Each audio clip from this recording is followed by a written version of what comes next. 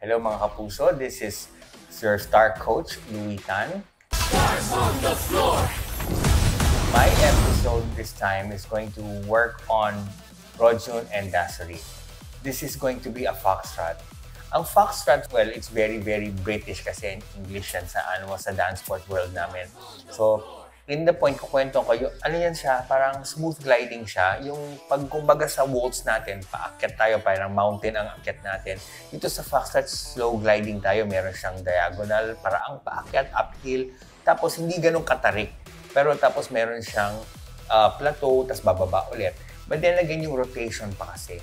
Yung rotation niya, iba din yung yung banat nun, na ang rotation natin kasi napaka-slow moving siya slow pace, very suave ang galaw, no? So, yun yung pinaka-challenge na nagiging may encounter ni Dasari at saka ni Rojun dito. So, galing sila doon sa lahat mabilis. Dadaan sila ngayon doon sa smooth sailing, ganyan. Tapos lahat naka-pace ang music, kailan kami gagalaw, nararamdaman mo. At saka medyo, tawag ito, malambing siya. Hindi siya yung puro banat ng banat na matapang yung mukha mo lagi.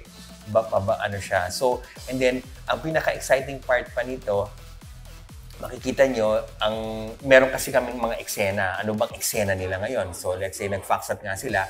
Meron silang eksena. Ano ba ang role nila dito? Ano ba ang role play nila dito? So, isa pang maging magandang challenge na mabibigay sa amin yon para mailabas namin yung galing nilang dalawa. Ang greatest challenge namin dito is to connect yung may hawak. Kasi pag nasa foxtrot ka sa dance sport, lahat connected. Lalong-lalo na ang foxtrot. Bihirang-bihira maghiwalay ang couple pag sumasayo ng foxtrot. But of course, this is Stars on the Floor and it's not a competition on the dance sport competition.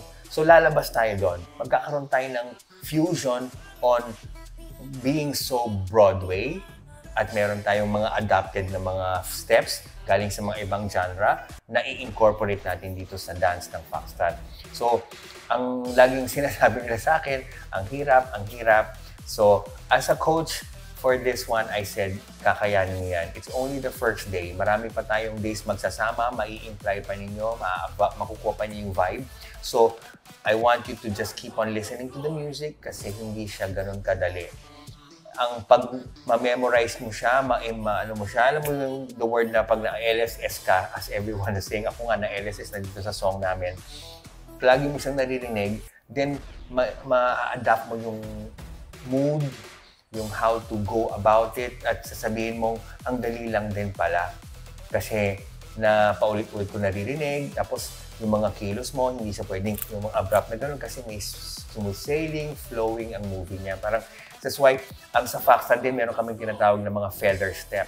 Pag inakyat mo, pag bumababa yan, hindi naman siya babagsak agad. So, yung smooth niya, pag gumagano sa hangin, pababang gano'n, yan ang pinaka-challenge na hinaharap naming tatlo. As to present it to the audience, kailangan ma-portray nila yung role ng feather na kapag gumagalaw, smooth sailing, ayun, dun tayo magkakaroon ng challenge for that na hopefully, makita nyo na hindi sila nahihirapan.